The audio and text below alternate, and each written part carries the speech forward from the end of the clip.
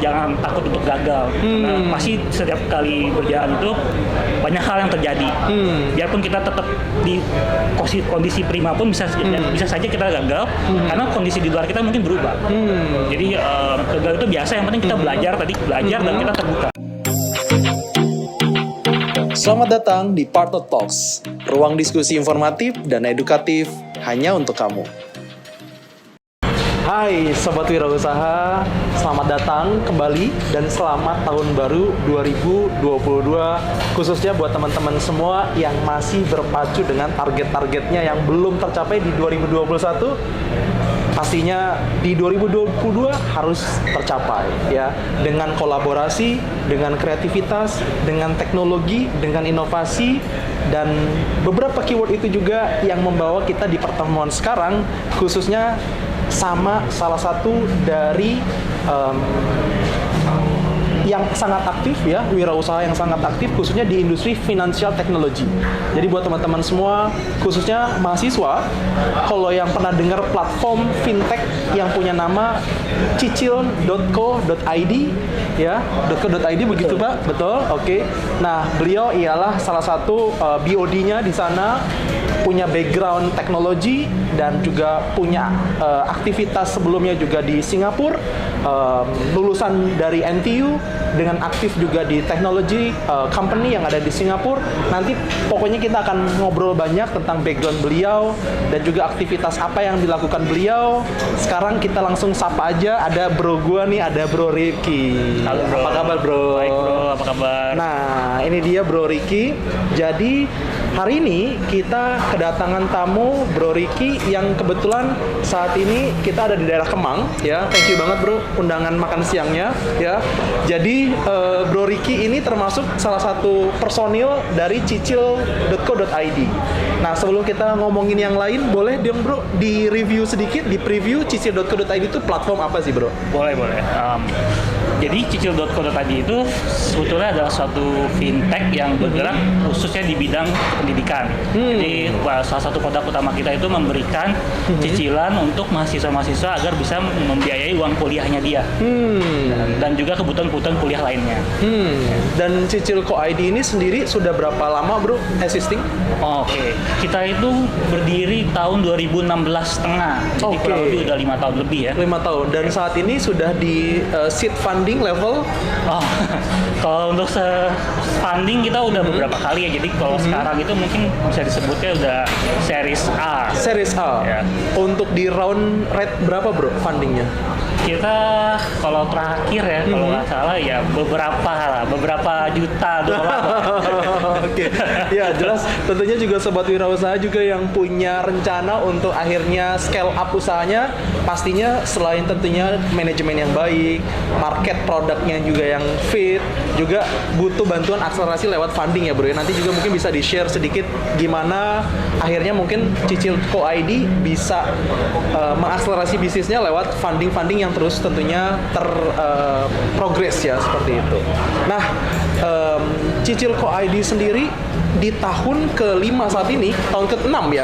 Tahun ke-6 saat ini, apa sih bro tantangannya dan khususnya mungkin rencana-rencana di tahun 2022 ini? Oke. Kita di tahun kemarin sebetulnya baru nge-close another corporate actions. Itu kita ada pengembangan dari bisnis usahanya secara besar-besaran. Jadi kalau tadi aku cerita cuman bagian B2C-nya di mana memberikan pembiayaan untuk mahasiswa, sebenarnya sekarang Cicil pun juga sudah bergerak di bidang B2B dan B2B2C.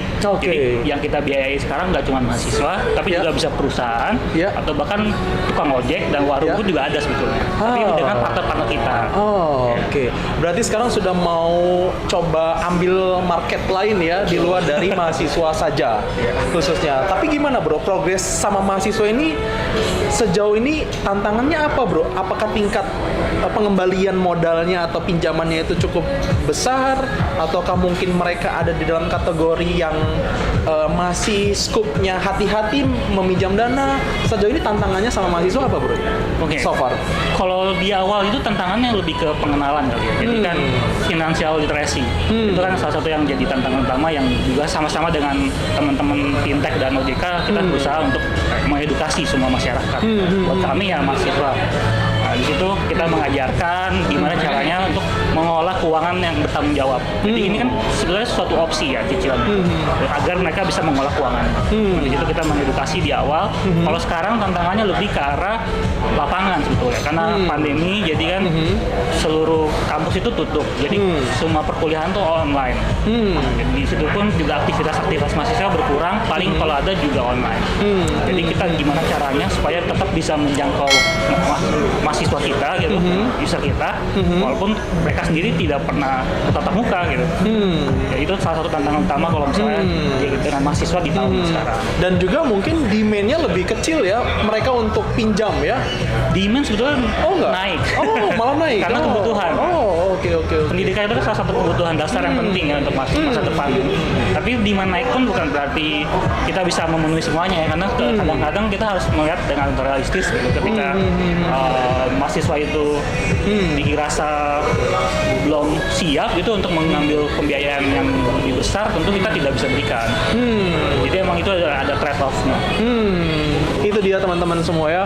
Nah, tadi kita udah nyinggung sedikit gimana cara cicil Co.id dan juga lo sebagai Chief Technology Officer di cicil.co.id yang sudah tahun ke-6 ini bisa hustling dan dapetin beberapa bantuan tentunya dari funding tadi ya, dari venture capital ya.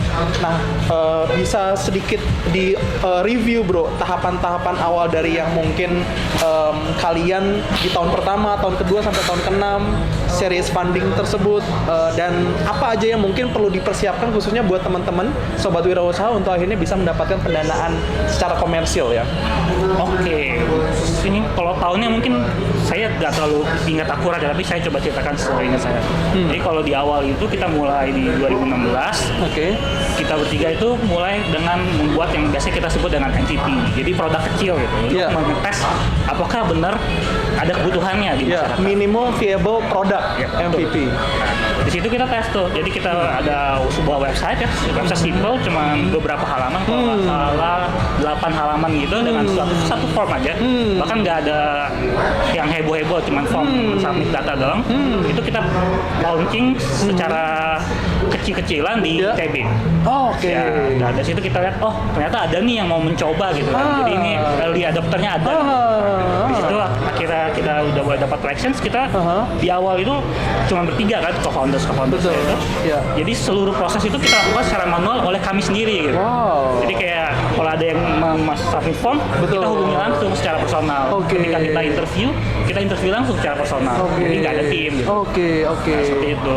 Sampai akhirnya bulan pertama berjalan, kita berhasil kurang lebih ada belasan order aktif gitu ya, aplikasi aktif gitu ya, berhasil kita salurkan. Akhirnya kita mulai hire tim, baru kita mulai masuk ke istilahnya mempersiapkan untuk funding. Untuk fundraising sendiri yang perlu disiapkan tentu kita harus bikin pitch deck yang solid. Pitch deck yang solid ya mungkin teman-teman bisa belajar ke Mas Gasa.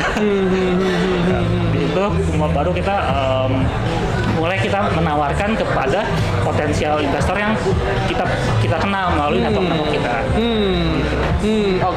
Jadi tahapan yang kedua kita bikin deck yang komprehensif dan khususnya deck tersebut harus punya potensial buyer, potensial market yang khususnya sudah di-grab sebelumnya tadi ya. Kalau bisa sudah di-grab sebelumnya. Sudah di-grab dan sudah aktif applicants-nya, karena itu jadi key point juga ya. Mengapa akhirnya investor mau mendanai produk ataupun bisnisnya teman-teman semua. Nah, di tahap kedua itu dapat pre-seed funding atau angel investor. Dan nilainya berapa? Wah, nilainya saya kurang ingat. Tapi itu masuknya berarti seed funding, pre-seed funding atau seed funding. Oke. Nilainya ya kecilan. Oke. Tapi dari situ akhirnya bertahan berapa lama? Itu Sebelum mungkin ada seed round yang Seed round itu selanjutnya, datang di 2017, jadi kurang dari setahun sih. Oh, wow. Oke. Jadi maksudnya untuk yang pertama kali besar itu visi besar Ya, masuk ya, itu di ya. 2017. Oke, bisa ceritain juga bro, background dari 3 orang ini apa-apa aja, dan termasuk lu background lu apa dan pendidikan lu apa? Oke, jadi kalau mungkin aku mulai dari aku dulu kali ya. Betul. Jadi aku itu sebetulnya datangnya dari dunia engineering ya. Jadi aku lulusan computer science dari Nanyang Technological University Singapura. Kemudian bekerja 3 tahun di Singapura sebagai software engineer.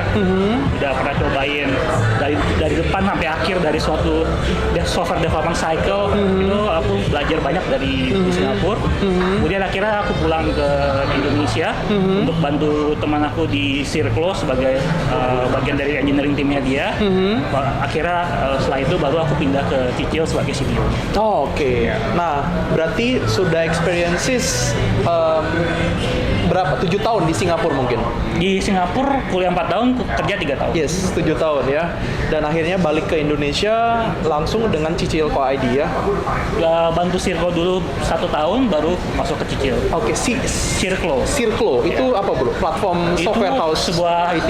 kalau dulu sebuah startup, kalau sekarang udah nggak startup, kalau sekarang udah besar. Wow. Itu adalah suatu platform di IT ya, startup e-commerce enabler. Oh. Jadi kalau misalnya teman-teman tahu beberapa perusahaan-perusahaan besar itu ketika pengen masuk ke e-commerce atau perusahaan brand ternama itu kalau mau masuk e-commerce bisa menggunakan Circlo untuk membantu dari segi online marketingnya, dari segi logistiknya juga, dari segi branding, packaging, semua mereka bisa bantu. Dan role lo engineer.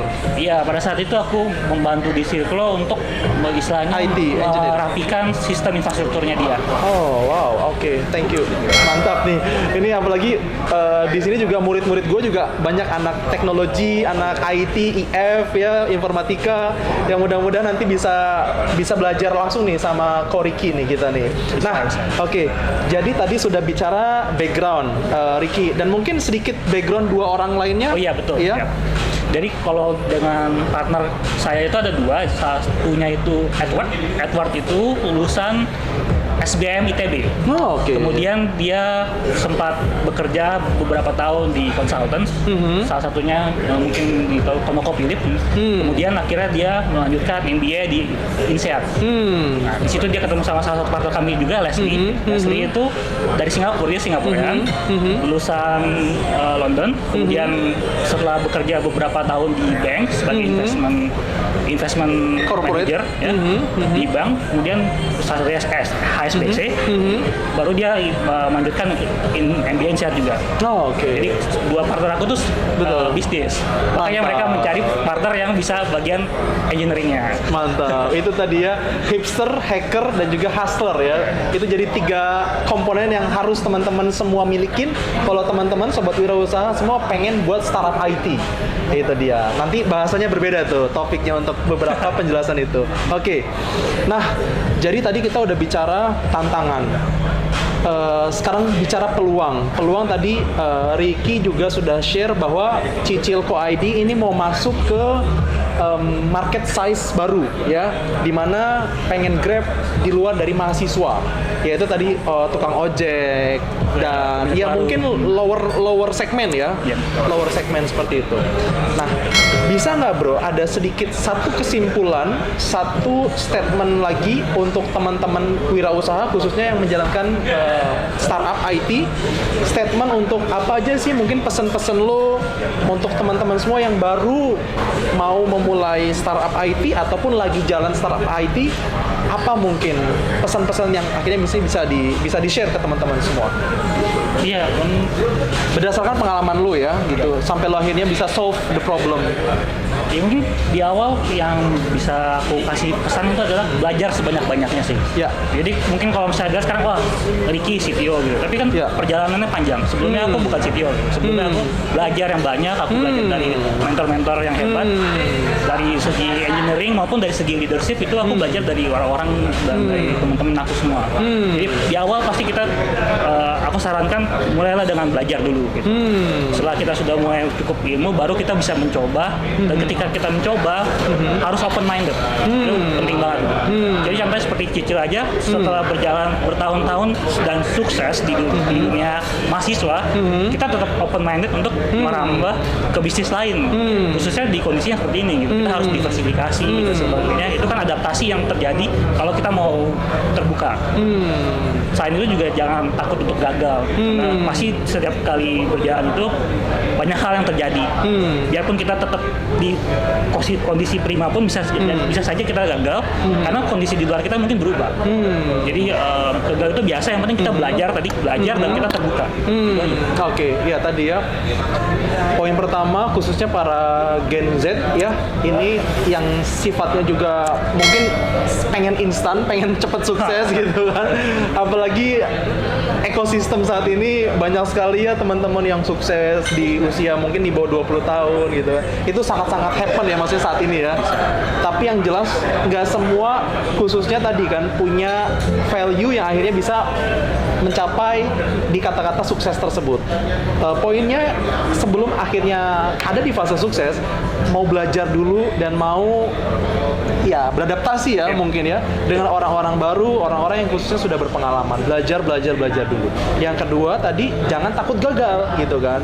Justru karena masih muda, slot gagalnya masih banyak ya bro ya. Kata gagal dihabisin dulu. Nah, habisin dulu ya. Jadi asumsi 25 ke atas akhirnya mungkin sudah semakin lebih dewasa dan akhirnya lebih analytical, setnya lebih tajam ya. Itu mungkin ya. Nah, itu dia tadi beberapa pesan-pesan dari Ricky ya sebagai salah satu bagian dari Cicil Co ID. Seperti itu sedikit bincang-bincang santai kita dengan salah satu member dari KBR Salmon dan juga CTO dari Cicil Co ID. Buat teman-teman semua terima kasih dan jangan lupa bisa follow dan subscribe dari beberapa platformnya Cicil Co ID, dan mungkin yang mau lihat-lihat siapa tahu ada butuh dana-dana sifatnya yang kecil yang mungkin nanti bisa jadi inspirasi atau mungkin salah satu tools untuk teman-teman semua bisa mengembangkan usahanya, bisa juga lewat Cicil Co ID ya bro ya. Kalau yang besar lewat Salmon. Iya. Oke, sampai jumpa semuanya. Kita ketemu lagi di episode berikutnya. Salam wirausaha.